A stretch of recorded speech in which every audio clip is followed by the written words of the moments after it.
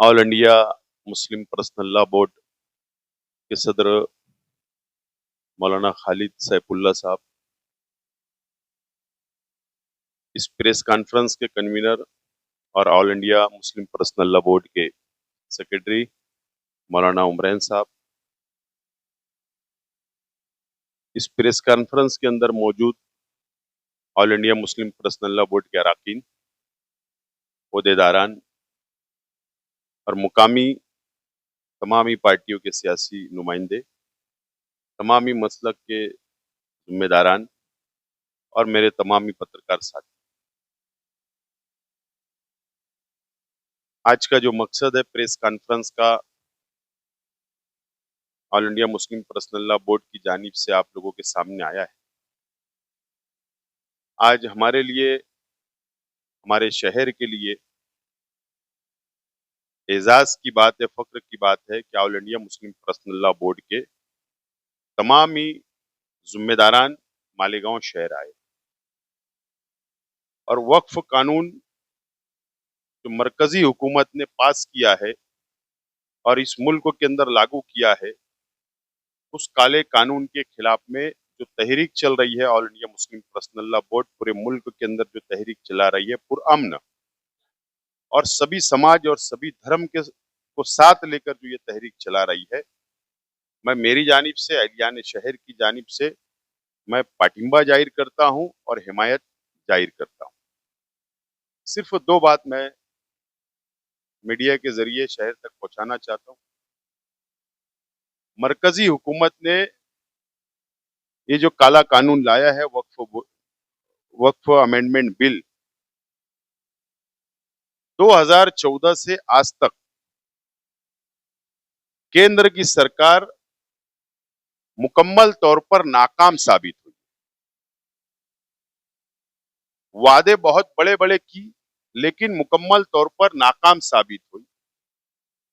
और जब कोई राज्य का इलेक्शन आता है और जो बड़े राज्यों का जब इलेक्शन आता है तो केंद्र सरकार ऐसे कानून लाती है जो हिंदू और मुसलमानों को अलग करके अपना वोट बैंक बनाने की कोशिश करती है। और इसीलिए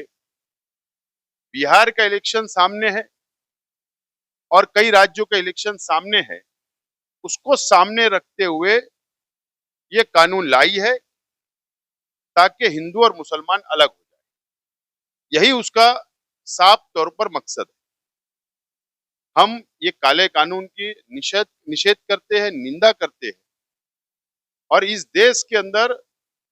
संविधान को बचाने के लिए जो हर धर्म, हर जात, हर बिरादरी को संविधान ने जो अधिकार दिया है कि हम हमारे मजहब से रह सकते हैं,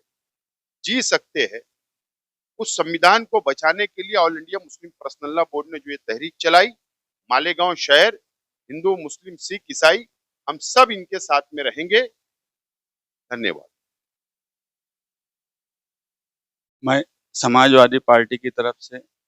मुस्लिम पर्सनल लॉ बोर्ड का इस्तकबाल करता हूं कि वो मालेगांव शहर आए और इस तहरीक में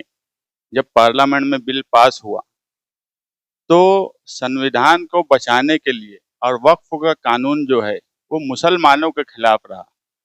मगर जब पार्लियामेंट में हमने देखा कि अपोजिशन में मुसलमानों से ज़्यादा हिंदू, दलित, सिख ने इसका साथ दिया, यही इस मुल्क में उम्मीद की एक किरण है जो सेकुलरिज्म को बचाए रखती है। मैंने पार्लियामेंट में ये भी देखा कि समाजवादी पार्टी की इकरा हसन साहिबा ने भी वोट दिया। वो एक मुसलमान होने के लिए उनकी जिम्मेदारी थी, मगर मुझे खुशी हुई अखिलेश यादव, धर्मेंद्र यादव, अयोध्या से चुन के आने वालों ने जब उस बिल के खिलाफ वोट दिया, क्योंकि यही उम्मीद की एक किरण है। मुस्लिम पर्सनल लॉ बोर्ड जो तहरीक चला रहा है, मुल्क भर में जो नैरेटिव सेट कर रहा है, ये एहतजाज में नैरेटिव सेट होना ही चाहिए, क्योंकि पिछले कुछ वक्त से देखा जा रहा है कि एहतजाज करना ही बंद किया जाता था कि कोई फैसला हो गया तो एहतजाज से क्या होगा। लड़ाई सुप्रीम कोर्ट में भी होना चाहिए, लड़ाई सड़क पर भी होना चाहिए। मैं मौलाना उमरैन साहब का बहुत बहुत शुक्रगुजार हूँ कि उन्होंने मुस्लिम पर्सनल लॉ बोर्ड के प्रोग्राम्स मालेगांव शहर में रखे और हमको उसमें दावत दी, हम उसमें शामिल हुए और इंशाअल्लाह इस तहरीक में हम हर तरह से उनके साथ रहेंगे। शुक्रिया। इस प्रेस कॉन्फ्रेंस में आए हुए तमाम मेहमानान, पत्रकार बंधु, तमाम शहर के जिम्मेदारान, मैं कांग्रेस पार्टी की तरफ से पहले ही दिन से, आप लोगों ने जिस दिन से मीटिंग बुलवाई थी, मैं आपके कांटेक्ट में हूँ और हमने इस कानून की मालूमात ली। ये कानून ऐसा काला कानून है कि इसके अंदर मुसलमान ही नहीं, तमाम ही मज़हब के लोगों को आगे अड़चन आने वाली है। इमरान प्रतापगढ़ी साहब ने पीछे एक शेर कहा था ना कि भाई जब अंगार लगेगी जंगल के अंदर तो उसमें बरगद की झाड़ भी आएगी, तो छोटे भी जलेंगे बड़े भी जलेंगे। आज बड़ी खुशी की मुकाम है कि हमारे शहर के अंदर आज हम लोग ने जिस जगह पे प्रेस कॉन्फ्रेंस रखे, हमारे सभी हिंदू भाइयों ने भी शिरकत की और ये मालेगांव शहर की एक तहजीब रही है हमेशा कि हिंदू मुस्लिम एकता की जब बात आती है तो मालेगांव शहर के अंदर तमाम लोग एक साथ होते हैं। तो मैं मेरी तरफ से, एहलियान शहर की तरफ से आपको यकीन दिलाता हूँ कि आप जब जब